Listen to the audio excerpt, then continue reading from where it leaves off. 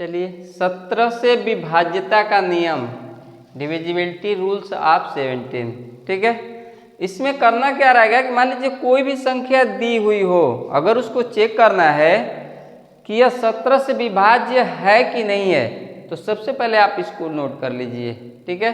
लिखिए, दी हुई संख्या के इकाई के स्थान पर अंक का 5 गुना करके शेष बची हुई संख्या में से घटाने पर यदि 0 और 17 के गुणज के रूप में आए तो वह संख्या 17 से विभाज्य होगी, ठीक है। मान लीजिए आप इसमें से संख्या दी हुई है, वह कह रहा है कि यह 17 से विभाज्य है कि नहीं है। तो सबसे पहले मान लीजिए आप छोटी संख्या ले लीजिए 765, लिख लीजिए 765, ठीक है।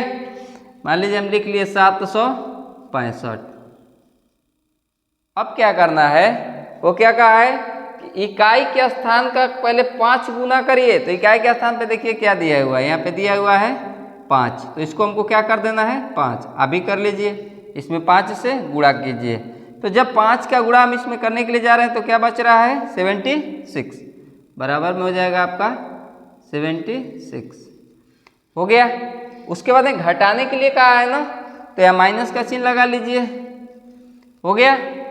इसका इसमें गुणा कर लीजिए, तो 5 पचे 25, हो गया, बराबर में। घटाइए अब, 6 में से 5 जाएगा तो 1, और 7 में से 2 जाएगा तो 5, ठीक है। अब इसको 17 से डिवाइड करके देखिए, तो 17 तियां 51, ठीक है। यह 17 के गुणज के रूप में आ गया है, यानी यह संख्या जो 765 दी हुई है वह 17 से पूर्ण से विभाज्य होगी। अभी भी नहीं समझ में आया हो तो मान लीजिए उसमें से दूसरी संख्या ले लीजिए। हम संख्या ले रहे हैं, मान लीजिए 1054, ठीक है, लिख लिया आपने। अब करना क्या है, इस 4 में 5 से आप गुणा करिए, ठीक है, करिए गुणे 5, हो जाएगा आपका गुणे 5। अब जो शेष बची हुई संख्या है यहाँ बराबर का चिन्ह लगाइए और शेष बची हुई संख्या को लिख लीजिए।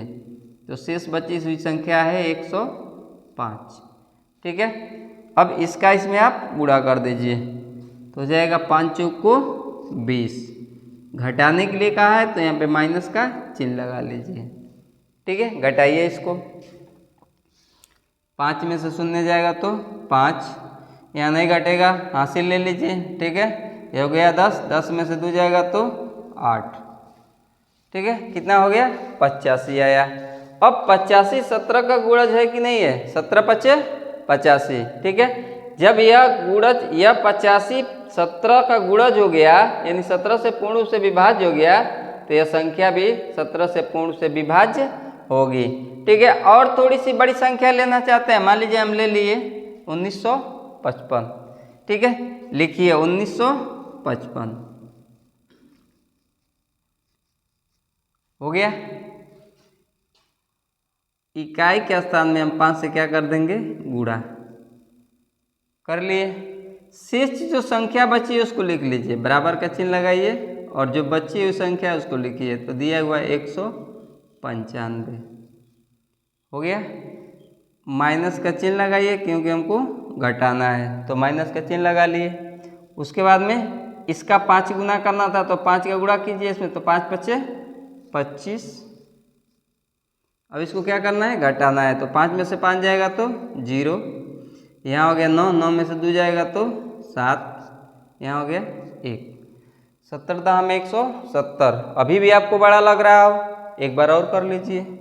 इसमें हम क्या कर लेंगे पूरे 5 से संख्या लिख लीजिए, तो हो जाएगा 17 माइनस का 5 गुणे 0 है। तो किसी भी संख्या में अगर जो हम 0 का गुणा करते हैं तो उस पूरे संख्या का जो मान होता है वह 0 हो जाता है, क्योंकि 0 मानहीन होता है, उसका कोई वैल्यू नहीं होता है। तो इसीलिए जब 5 का हम गुणा 0 में करेंगे तो हो जाएगा 0। और किसी भी संख्या में से अगर जो हम 0 घटाते हैं तो उसके मान में कोई परिवर्तन नहीं होता है क्योंकि शून्यमान हीन होता है। ठीक है, तो 17 में से शून्य 7 में से हम शून्य घटाएंगे, हमारा बच जाएगा 7। इसको घटाने के लिए नहीं तो हो गया 17। अब यह 17 से विभाज्य है, इसीलिए संख्या भी 17 से विभाज्य है। बाकी हुई जो 2 संख्याएं बची हुई हैं उसको चेक करके बताइए कि वह 17 से विभाज्य है कि नहीं है।